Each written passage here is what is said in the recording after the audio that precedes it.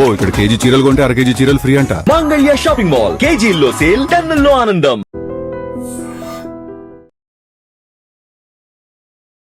నమస్తే, welcome to I dream social spot light with Kavitha.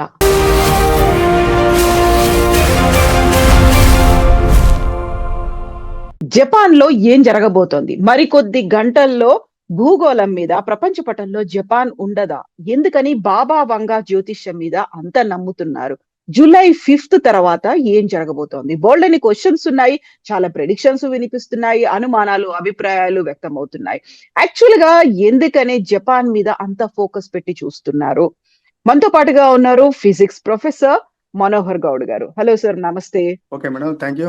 So ఇప్పుడు మనం ఎందుకండి మనోహర్ గారు జపాన్ మీద అంత ఫోకస్ పెట్టాము? బాబా వంగా జ్యోతిష్యం నిజమవుతుంది, కొద్ది గంటల్లో జపాన్ కి ఏమవుతోంది అనే మాటలు ఎందుకని మాట్లాడుకుంటున్నాం మనం ఇలా? జనరల్ గా హ్యూమన్ సైకాలజీ ఏంటంటే ఒక నెగిటివ్ వైపు ఎక్కువగా ఆకర్షితం అవుతుంది మేడం, ఓరియంటేషన్ అనేటటువంటిది. కాబట్టి మన యుగాంతం అప్పుడు కూడా, స్కైలాబ్ అప్పుడు కూడా 1979 లో, తర్వాత యుగాంతం అప్పుడు కూడా అందరం కూడా చర్చించుకున్నాం. అంటే ఏదైనా ఒక ఉపద్రవం ఏర్పడుతుంది, ఒక డిజాస్టర్ ఏర్పడుతుంది, అందరం అంతమైపోతున్నాం, ఒక సర్టెన్ నెగిటివ్ క్యూరియాసిటీ మొదలైన తర్వాత వాళ్ళకు ఉన్నటువంటి పర్సనల్ ప్రాబ్లమ్స్ అన్ని కూడా ఒక ఇన్స్టెంట్ టెంపరీగా మర్చిపోవడానికి ఇలాంటి ఊహాగానాలు వాళ్ళ మైండ్ లో క్రియేట్ చేసుకొని వాళ్ళు భయపడడం కాకుండా కూడా సమాజాన్ని తర్వాత వాళ్ళ నైబర్స్ కూడా భయపెట్టడానికి ప్రయత్నం చేస్తుంటారు. సైకాలజిస్ట్ ప్రకారం ఇలాంటి భయం ఎక్కువ అమెరికన్స్ లో ఉంటుంది. చాలా మంది మా మిత్రులు చెప్పడం జరిగింది. దాంట్లో మనం కొంత స్టెబన్ గా ఉంటాం ఇండియన్స్. మన ఇండియన్స్ చాలా గట్టి హృదయం గల వాళ్ళు, ఇలాంటి వాటిని పట్టించుకోరు. డైలీ యాక్టివిటీస్ లో వాళ్ళు లీనమైపోతుంటారు కాబట్టి మనకు అలాంటి ప్రమాదం లేదు. మీరు అడిగినట్టుగా ఇప్పుడు జపాన్ విషయానికి వచ్చినట్లయితే, అక్కడ మనకి జపాన్ అనేటటువంటి దేశం రింగ్ ఆఫ్ ఫైర్ అనేటటువంటి లొకేషన్ లో ఉంది మేడం. మనకి ఈ రింగ్ ఆఫ్ ఫైర్ అనేటటువంటి రీజన్ ఏంటంటే, మనకి ఆసియన్, దానికంటే ముందు మనం చెప్పుకోవాల్సింది ఏంటంటే, ఈ భూమి యొక్క ఉపరితలం మొత్తం కూడా సింగిల్ సర్ఫేస్ లాగా కాకుండా కొన్ని ప్లేట్లుగా ఉంటుంది మేడం. మనం ఏదైనా ఒక వర్షం పడిన తర్వాత ఒక రేగటి నేలను మనం చూసినట్లయితే అది బీటలు వారుతుంది, ఆ ప్లేట్లుగా ఉంటుంది. అదే విధంగా ఈ భూమి యొక్క సర్ఫేస్ కూడా క్రస్ట్ అంటాం దాన్ని. అప్పర్ సర్ఫేస్ క్రస్ట్, తర్వాత మ్యాంటిల్, తర్వాత కోర్, ఇన్నర్ కోర్ అని చెప్పి 4 భాగాలుగా ఉంటుంది భూమి యొక్క కాంపోజిషన్. ఆ క్రస్ట్ అనేటటువంటిది అంటే సర్ఫేస్, మనం ఉన్నటువంటి లేయర్ ని క్రస్ట్ అంటాము. అది సముద్రం ఒక అడుగు భాగంలో ఒక విధంగా, భూ ఉపరితలంలో ఒక విధంగా దాని యొక్క మందం వేరియేషన్ ఉంటుంది. ఈ క్రస్ట్ అనేటటువంటిది ప్లేట్గా ఉంటుంది అనమాట. ప్లేట్గా అంటే ఏంటంటే డివైడ్ అయిపోయి ఉంటుంది కాబట్టి కంటిన్యూస్ సర్ఫేస్ లాగా కాకుండా ప్లేట్లుగా ఉంటుంది. ఈ ప్లేట్లుగా ఉండేటటువంటి వాటిని మనం టెక్టానిక్ ప్లేట్స్ అంటాం టెక్నికల్ గా, అయితే మన ఎర్త్ క్వేక్ టెర్మినాలజీలో. అయితే మనందరికీ తెలుసు, the second layer of the earth is mantle అంటాం మనం దాన్ని. అది కొంత లిక్విడ్, తర్వాత పేస్ట్ లైక్ కాంపోజిషన్ లో ఉంటుంది మేడం. పేస్ట్ లైక్ కాంపోజిషన్ లో ఈ ప్లేట్స్ అన్ని కూడా నిత్యం స్లైడ్ అవుతూ ఉంటాయి అనమాట. అంటే ఒక ప్రదేశం నుంచి ఇంకో ప్రదేశానికి రెగ్యులర్ గా కదులుతూ ఉంటాయి. ఆ కదులుతూ ఉండేటటువంటి క్రమంలో ఈ స్లైడింగ్ అంటాం అనమాట మనం. బాగా థిక్ గా ఉన్నటువంటి ప్లేట్ ఆ మ్యాంటిల్ లో లోతుగా ఉంటుంది, లైట్ వెయిట్ ఉన్నటువంటి ప్లేట్ ఆ థిక్ గా ఉన్నట్టే డెన్స్ గా ఉన్నటువంటి ప్లేట్ మీదకి స్లైడ్ అయ్యేటటువంటి క్రమంలో ఒరుసుకుపోతాయి అనమాట. అక్కడ ఒక స్ట్రెయిన్ డెవలప్ అవుతుంది. ఫిజిక్స్ లో మనకు స్ట్రెయిన్ అంటామంట. ఆ స్ట్రెయిన్ ఇప్పుడు ఈ స్లైడింగ్ ఆఫ్ ప్లేట్ టెక్టానిక్స్, ఈ ప్లేట్స్ యొక్క స్లైడింగ్ కారణంగా ఒక స్ట్రెయిన్ డెవలప్ అయ్యి ఆ స్ట్రెయిన్ రిలీజ్ అయ్యేటప్పుడు దాన్ని ఒక ఎర్త్ క్వేక్ రూపంలో మనం చూస్తాం అనమాట. అది భూమి ఉపరితలానికి ఎంత లోతులో, కొన్ని కిలోమీటర్ లోతులో ఫామ్ అవుతుంది ఆ డిస్టర్బెన్స్ అనేటటువంటిది. ఎగ్జాక్ట్ గా డిస్టర్బెన్స్ ఫామ్ అయినటువంటి ఏపీ సెంటర్ అంటాం అనమాట. This is the general phenomenon of formation of earth quake. అయితే ఈ జపాన్ ఉన్నటువంటి, ఈ దేశం ఉన్నటువంటి ప్రదేశాన్ని రింగ్ ఆఫ్ ఫైర్ అంటారు అనమాట. ఏషియన్ ప్లేట్, తర్వాత ఇండో ఆస్ట్రేలియన్ ప్లేటు. అంటే నిత్యం ఈ ప్లేట్స్ అనేటటువంటి ఎక్కువగా స్లైడింగ్, తర్వాత ఈ ఘర్షణకు కాబడేటటువంటి అవకాశం ఉన్నటువంటి ప్రాంతం రింగ్ ఆఫ్ ఫైర్ అంటారు దాన్ని. ఒక గుర్రపు నాడ ఆకారంలో ఉంటుంది. మనం మ్యాప్ లో గూగుల్లో సెర్చ్ చేసినా కూడా మనకు దొరుకుతుంది. కాబట్టి మిగతా గ్లోబ్ లో కంపేర్ చేస్తే ఈ జపాన్ ఉన్నటువంటి ఆ ప్లేట్ ఎక్కువ ఈ ఎర్త్ క్వేక్స్ ప్రోన్ ఏరియా ఉంటుంది. ఎర్త్ క్వేక్ ప్రోన్ ఏరియాగా మనం ఈ జపాన్ దేశాన్ని మనం ఊహించుకోవచ్చు అనమాట. మనందరికీ తెలుసు, ఇప్పుడు మనం చూస్తున్నాం, చాలా వీడియోస్ లో మనం చూస్తున్నాం, గత నెల రోజుల్లో 2 నెలల్లో 900 ఎర్త్ క్వేక్స్ వచ్చాయి. రేపు మంగా బాబా, జపాన్ ఆస్ట్రాలజిస్ట్ కదా, తర్వాత ఫోర్కాస్ట్ చేసేటటువంటి ఒక లేడీ పేరు చెప్తున్నారు. కానీ బాబా మాంగా ఇక్కడ జపాన్ లో. మాంగా. ఓకే. మాంగా బాబా అక్కడ బల్గేరియా సంబంధించాము వాంగా బాబా. ఇక్కడ జపాన్ యాంటిసిపేటర్ అన్నమాట. ఈమె కూడా సునామీని ఎక్స్పెక్ట్ చేసింది, తర్వాత కోవిడ్ ఎక్స్పెక్ట్ చేసింది అని చెప్పి మనం వింటున్నాం వీడియోస్ లో. ఏంటంటే అంత స్టార్టింగ్ లో మీకు చెప్పాను, ఒక క్యూరియాసిటీ, ఒక యాంగ్జైటీ డెవలప్ చేసుకొని ఒక రకమైనటువంటి ఒక స్వాంతన చేకూరేటటువంటి హ్యూమన్ సైకాలజీలో జరిగేటటువంటి ప్రచారం అని చెప్పి నేను నా ఒపీనియన్. ఏంటంటే ఇక్కడ భూమి మొత్తం మీద కూడా దాదాపు ప్రతి సంవత్సరం కొన్ని లక్షల భూకంపాలు వస్తుంటాయి మేడం. యా. ఇక్కడ మన జపాన్ కనుక తీసుకున్నట్లయితే ప్రతిరోజు 2 నుంచి 3 భూకంపాలు, తర్వాత ఒక సంవత్సర కాలంలో 1500 భూకంపాలు వస్తుంటాయి. నేను ఇంతకుముందు చెప్పాను, రింగ్ ఆఫ్ ఫైర్ అనేటటువంటి ఏరియాలు ఉంది కాబట్టి నిత్యం ఈ ప్లేట్స్ అనేటటువంటి ఒకదానికి ఒకటి వరుసుకుపోయి ఆ స్ట్రెయిన్ డెవలప్ అయ్యి ఎర్త్ కేక్స్ వస్తుంటాయి. అదే ఒక ఎర్త్ కేక్ అనేటటువంటి ఒక భారీ మ్యాగ్నిట్యూడ్ లో ఉందనుకోండి, మనందరికీ తెలుసు ఎర్త్ కేక్ యొక్క తీవ్రతని మనం రిక్టర్ స్కేల్లో కొలుస్తాం మేడం. అవును. ఆ గ్రాఫ్ ఏమో సెస్మిక్ గ్రాఫ్ అంటాం మనం, మనందరికీ తెలుసు. ఒక గ్రాఫ్, ఒక నీడిల్ ఎప్పుడు కదులుతూ ఉంటుంది. ఆ భూమిలో అలజడి ఏర్పడ్డప్పుడు ఆ నీడిల్ కదులుతూ ఆ ఇంటెన్సిటీ రికార్డ్ చేస్తుంది. కానీ మనం ఆ తీవ్రతను కొలిసేటటువంటి స్కేల్ ఏమో రెక్టర్ స్కేల్ అంటాం. దాన్ని 1 నుంచి 9 వరకు ఉంటుంది. ఇంతవరకు చరిత్రలో 10 ఇంటెన్సిటీ ఉన్నటువంటి ఎర్త్ క్వేక్స్ మనకి రికార్డ్ అవ్వలేదు. 9 అంటేనే గందరగోళం ఏర్పడుతుంది. కాబట్టి మనకి 4 నుంచి మనం ఒక ఆ ఎర్త్ క్వేక్ మనం ఫీల్ అవుతుంటాం. 7, 8 ఆ రిక్టర్ స్కేల్లో ఉంటే మాత్రం అది భారీ విధ్వంసం, ప్రాణ నష్టం జరుగుతుంది. కాబట్టి అదే భూకంపం కనుక సముద్ర గర్భంలో ఏర్పడినట్లయితే ఆ నీటిలో అలజడి ఏర్పడి ఆ తీరంలో ఉన్నటువంటి నీటి యొక్క అలలు కొంత వెనుకకు లాగబడతాయి. ఎందుకంటే అలజడి మనకు తెలుసు, wave is nothing but disturbance maybe it in water or air.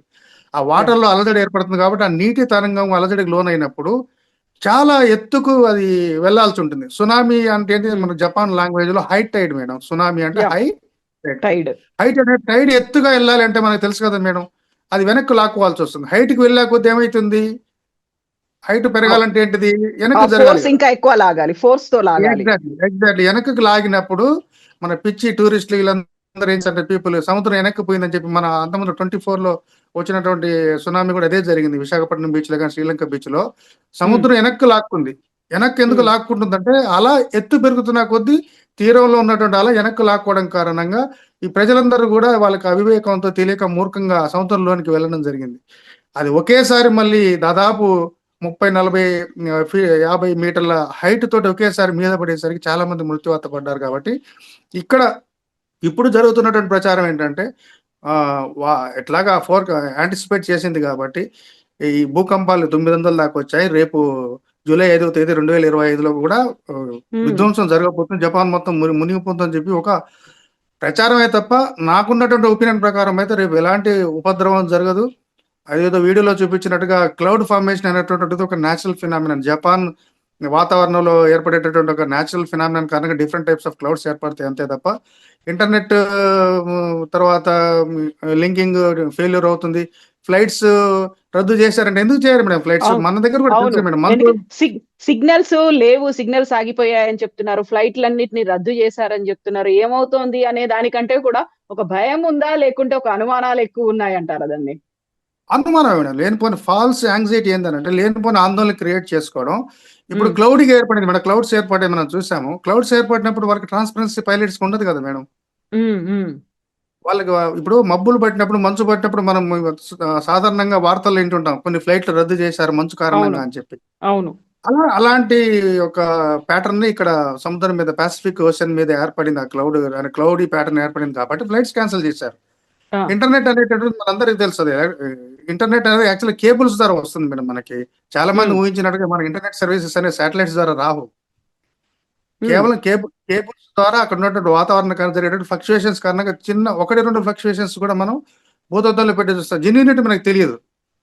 ఎవరు పడితే వాళ్ళు ఇన్ఫర్మేషన్ మనం స్ప్రెడ్ చేస్తున్నారు తప్ప when we look in to the actual genuine information disseminated by the Japan officials is different. వాళ్ళు కొట్టిపారేస్తున్నారు, ఇవన్నీ కూడా కొట్టిపారేసి nothing is going to happen, it is a common phenomenon, natural phenomenon. జపాన్లో అయితే సర్వసాధారణమే కాబట్టి కాబట్టి ఈ డేట్ ని యుగాంతం వచ్చినప్పుడు మనం అందరం అనుకున్నాం కదా మేడం, అందరం అయిపోతున్నాం అన్నట్టు అనుకున్నాం కదా. ఏమి జరగదు, నేను ఇదే విషయంలో చెప్పాను, నేను ఏమీ జరగదు. అదొక రకమైన పీరియాడికల్ చేంజ్. మయాన్ క్యాలెండర్ లో ఒక ఎరా మారుతుంది అనేటటువంటి విషయాన్ని కూడా ఆ రోజు మనం డిస్కస్ చేసుకున్నాం. రేపు కూడా మాంగా బాబా గారు గెస్ట్ చేసి ఉండొచ్చు, కానీ నా నా opinion as a being physics professor and anticipator, తర్వాత ఆన్గోయింగ్ సంఘటనలు మనం గమనించినట్లయితే out of anxiety and false curiosity these people are spreading this fabricated information news. ఎందుకంటే ఇక్కడ సైకాలజీ కూడా ప్లే చేస్తుంది. అంటే మనుషులు అనే వాళ్ళు ఏం చేస్తారంటే తమకున్నట్టు వ్యక్తిగత సమస్యలను అధిగమించుకోవడానికి, తాత్కాలికంగా మర్చిపోవడానికి కూడా రేపు అందరం మనం చచ్చిపోతున్నాం, మేము భూమి అంతా బద్దలైపోతుంది, ఆస్ట్రాయిడ్ వచ్చి ఢీ కొంటుంది అని చెప్పి 1 or 2 days వాళ్ళు ఆ విధంగా కొంత out of insecurity and defence mechanism ఆ విధంగా స్ప్రెడ్ చేస్తుంటారు. కానీ 100% రేపు tomorrow nothing is going to happen. Japan is safe and tourist can pass as usually. మిగతా భూమండలానికి కానీ మనందరూ కూడా ఏం కాదు, రేపు సాయంత్రం వరకు అంతా సద్దు మరుగుతుంది, ఆ క్లౌడ్ కూడా డిస్పర్స్ అయిపోతుంది. ఎల్లుండి నుంచి ఎవరు కూడా ఈ జూలై 5వ తేదీ గురించి ఎవరు కూడా మాట్లాడడం జరగదని చెప్పి నా అభిప్రాయం మేడం. సో ఇప్పుడు జపాన్ తో పాటుగా నైబరింగ్ కంట్రీస్ ఏవైతున్నాయి వాటి మధ్యలో గ్యాప్ పెరుగుతుంది, సముద్రం చీలి ముందుకు వస్తోంది, దూరాలు పెరుగుతున్నాయి, ఇలాంటివన్నీ మిస్తున్నాయి. దీంతో పాటుగా అవన్నీ సముద్రం అంతా జపాన్ ని ముంచెత్తుతుంది, మింగేస్తుంది అనేది. మేడం ఇంతకుముందు చెప్పాను మీకు, ప్లేట్స్ అనేటటువంటి అసలు మనకు చీలికలు కనిపిస్తున్నాయని చెప్పండి మేడం. నేను మీకు ఎక్స్ప్లెయిన్ చేశాను, మన అందరం ప్లేట్స్ మీద ఉన్నామని చెప్తున్నాం. ఎక్కడైనా మనకి చీలిక కనిపించిందా మేడం? మనకి లేదు. మనకి హిమాలయాస్ దగ్గర మనకు ఒక జాయింట్ ఉంది, అక్కడ యురేషియన్ ప్లేట్, ఏషియన్ ప్లేట్, తర్వాత యురేషియన్ మన కింద ఇండియన్ ప్లేట్, రెండు కూడా అక్కడ ఘర్షణ కారణంగా హిమాలయాలు జనించినాయి. ఇక్కడ ఒక ఇంట్రెస్టింగ్ పాయింట్ అంటే హిమాలయాలు పుట్టడానికి కారణం ఏంటంటే ఈ type movement of plates madam. Indian plate తర్వాత ఏషియన్ ప్లేట్ ఢీకొనడం కారణంగా, వరుసుకోవడం కారణంగా హిమాలయాలు పైకి ఉద్భవించిన ఇంకా కూడా పెరుగుతుంటాయి అన్నమాట. అలాంటి పరిస్థితుల్లో మనకి చీలికలు కనపడినప్పుడు, చీలికలు ఏర్పడ్డాయి, దేశాల మధ్య దూరం పెరిగిపోతున్నారంటే సముద్రం యొక్క లోతు మారిపోవాలి కదా మేడం. చీలిక ఏర్పడిందంటే నీరంతా కూడా ఆ చీలికలకు వెళ్ళాలి కదా. ట్రూ. లేదు, అలాంటిది సంభవించలేదు. ప్లేట్స్ మధ్య గ్యాప్ ఉన్నది అనేది వాస్తవం. గ్యాప్ అనేది మనం చూసేంత ఉండదు. జస్ట్ కొన్ని వందల సంవత్సరాలకు జస్ట్ ఒక matter of millimeter to centimeter కదులుతాయి మేడం. అవి అంత తక్కువ స్పీడ్ తో కదులుతాయి కాబట్టి అవి చీలికలు ఏర్పడి అది ఏదో పరిగెత్తాం మన మోటార్ బైక్స్ లాగా. కాకపోతే వీళ్ళు ఆ విధంగా చెప్పాను కదా మేడం, మనం మ్యాగ్నిట్యూడ్ చేసి భూతత్వంలో పెట్టి చూస్తుంటారు కాబట్టి ఆ విధంగా చెప్తేనే వినేవాళ్ళు కూడా వింటారు కాబట్టి అలాంటి ఫ్యాబ్రికేటెడ్ మెసేజ్ ని వీళ్ళు క్రియేట్ చేస్తున్నారు. ఇంకొకటి ఏంటంటే ఇదే రింగ్ ఆఫ్ ఫైర్ ఏరియాలో మనకు దాదాపు ఒక 450 దాకా నిద్రావస్థలో తర్వాత యాక్టివ్ ఉన్నటువంటి అగ్నిపర్వతాలు ఉన్నాయి. ఒకవేళ సముద్ర గర్భంలో అగ్నిపర్వతం పేలినా కూడా ఆ పేలడం కారణంగా కూడా కొంత నీటిలో అలజడి ఏర్పడి సునామీలు ఏర్పడవచ్చు, భూకంపంతో పాటు సునామీ ఏర్పడవచ్చు. కాబట్టి ఇది highly prone to seismic activity. ఈ జపాన్ ఉన్నటువంటి ఏరియా మొత్తం కూడా highly prone to seismic activity, అంటే ఎర్త్క్వేక్ యాక్టివిటీకి ప్రోన్ అనమాట. నేను చెప్పాను కదా, రోజు 2 నుంచి 3 లేదా 4 భూకంపాలు వస్తుంటాయి. ప్రతి సంవత్సరం 1500 నుంచి 1800 దాకా భూకంపాలు వస్తుంటాయి. దాంట్లో రిక్టర్ స్కేల్లో 4 నుంచి 7 లేదా 8 ఉంటేనే డ్యామేజ్ అవుతుంది. అంత పెద్ద భూకంపం సముద్రంలో ఏర్పడ్డప్పుడు మాత్రమే మనం సునామీని గుర్తించగలుగుతాం. ఇంకోటి ఏంటంటే మనందరికీ తెలుసు మరి, ఇప్పుడు పిడుగులు మనం యాంటిసిపేట్ చేస్తున్నాం, వర్షాన్ని యాంటిసిపేట్ చేస్తున్నాం. State of the art technology ప్రకారం as on today we have got no such technology which we can anticipate the occurrence of earth quake. కాబట్టి మనం ఇంత టెక్నాలజీలో ఎర్త్ కేక్ ని యాంటిసిపేట్ చేసే పరిస్థితి లేనప్పుడు హౌ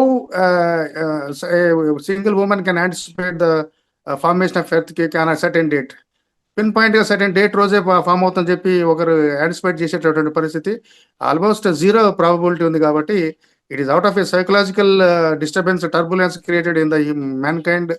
వాళ్ళ మైండ్ లో ఏర్పడినటువంటి ఒక అలజడే కానీ సముద్రంలో ఏర్పడిన అలజడి మాత్రం కాదు మేడం ఇది.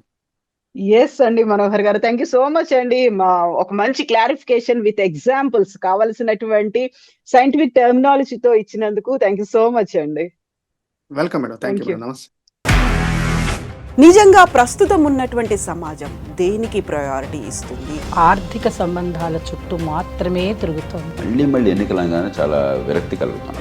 మంచి అనిపిస్తుంది కదా, లేడీస్ కూడా ఛాలెంజింగ్ జాబ్స్ చేసినప్పుడు చాలా బాగుంటది. ట్రాఫిక్ అసిస్టెంట్స్ గా నియమించిన ట్రాన్స్జెండర్స్ అందరితో సాల్యూట్ చేయించుకుంటున్నారు. ఫుడ్ డెలివరీ ఇవ్వటానికి వెళ్ళినటువంటి డెలివరీ బాయ్ అనిల్ పై కళ్ళ ముందు